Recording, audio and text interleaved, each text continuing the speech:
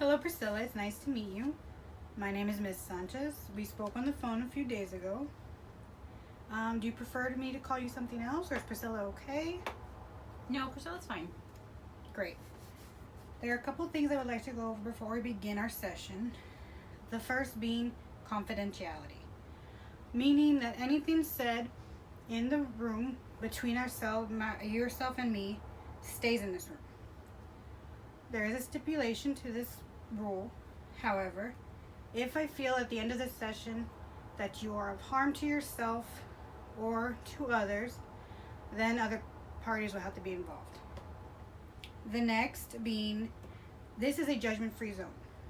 I'm not here to judge your life choices or your lifestyle or the decisions you make. I'm simply here to help you get from your point A to your point B. Sound good? Yes, that sounds great. All right. So, Priscilla, tell me a little bit about yourself.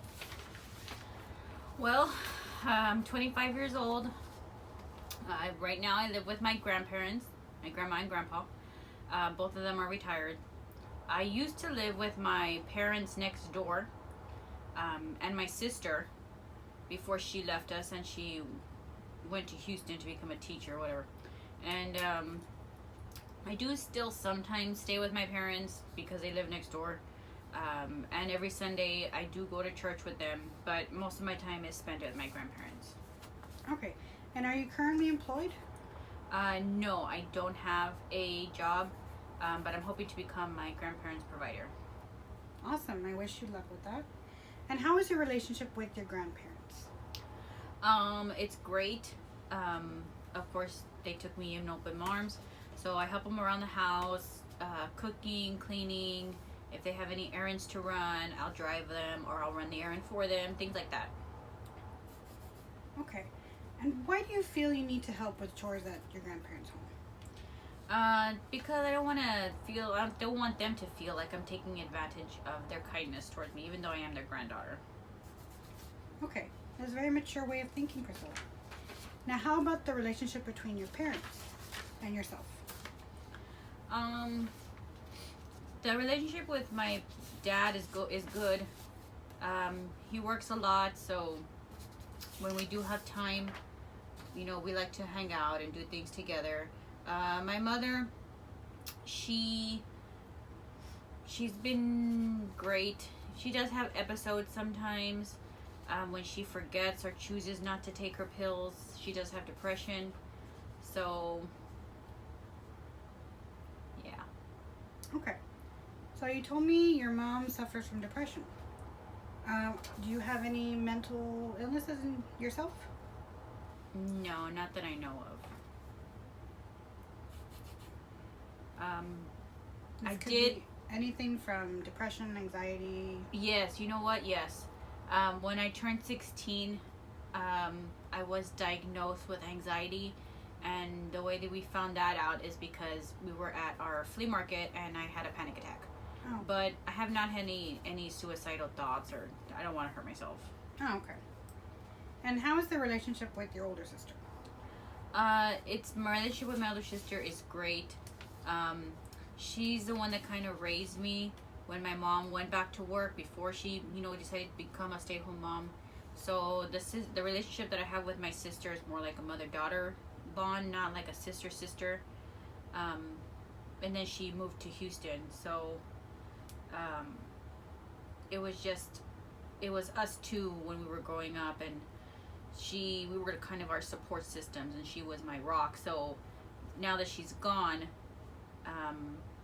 it's very difficult for me, and I know she lacked social life here, and I kind of blame myself for that because she did have to take care of me when she was younger. Okay. Now let me ask you, how do you feel about your sister moving to Houston? Well, honestly, I mean, I don't know why she left. She could have worked here. There are plenty of teaching jobs here. She had to move 8 hours away.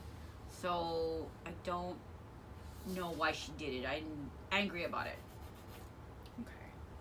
Do you feel maybe your sister's decision to leave was an attempt on her part at having a normal social life? Yeah, I mean, I guess it could be. She probably didn't want us bothering her anymore. Okay. And Priscilla, how did you come to the decision to contact us? When I went to my appointment for my 2-month checkup, my mom went with me, and when they were doing tests and checking the blood and all that, they found that I had high levels of alcohol in my system. So my mom, of course, got upset. She got worried. So because she knows that I drink and I smoke, which is not good for my baby inside of me. So she wanted me to call y'all. Okay. Can you tell me your history with alcohol and smoking? Well, I really didn't smoke or drink before my pregnancy. I drink and smoke now before bedtime in the evening because it just helps me sleep. I took my first drink at 18, when I was with my sister. So, and smoking, I did it occasionally, but when my sister left, I kind of picked it up more, and now it's just a nightly ritual for me to do to help me sleep. Okay. Have you ever had any legal encounters, past or present? No. All right. Are you currently in a relationship, Priscilla? No, I'm not. I'm single. When my sister told us that she was leaving, I got very upset. I went out, drank a lot, had a one-night stand, and wound up pregnant. So, Okay. May I ask about your education? I did graduate high school. I have not gone to college, but I do want to go to a university. Great. What do you do for fun to relax? Most of the time I spend in my room, watching dramas on the computer, TV. I really don't have any friends. And like I said, I mean, every night I usually just sit there and drink and smoke by myself to calm down and get ready for bed. Okay. And how long has this behavior been going on for?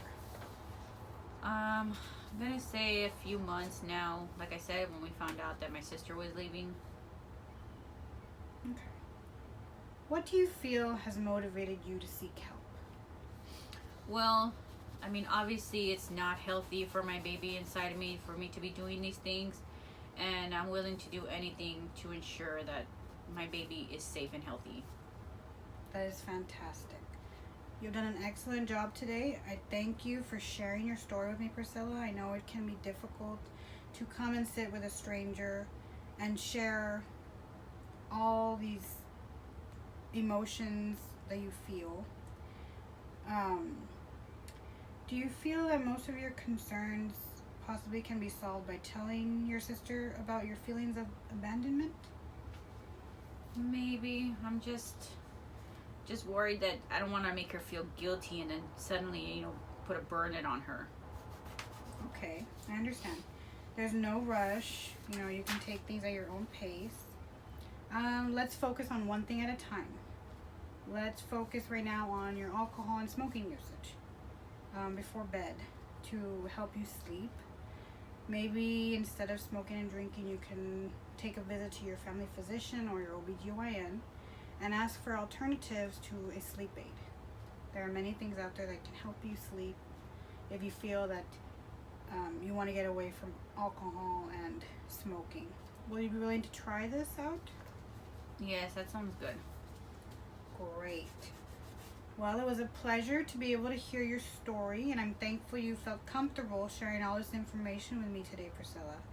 Do you have any further questions for today? No, I don't. All right. Well, I think that after going over everything discussed today, I can tell you are a caring and kind individual who is ready to make some major life changes. Would you agree? Yes. Awesome. I'm recommending we continue to have weekly sessions for the next couple of months to see how you are coping with trying different sleep aid alternatives. Once you feel that you have made more progress, we can change the visitations to monthly. How does that sound? That sounds good. Okay. I would like to continue visitations up until your delivery. However, this is subject to change if I feel you and your child are no longer at risk or harm.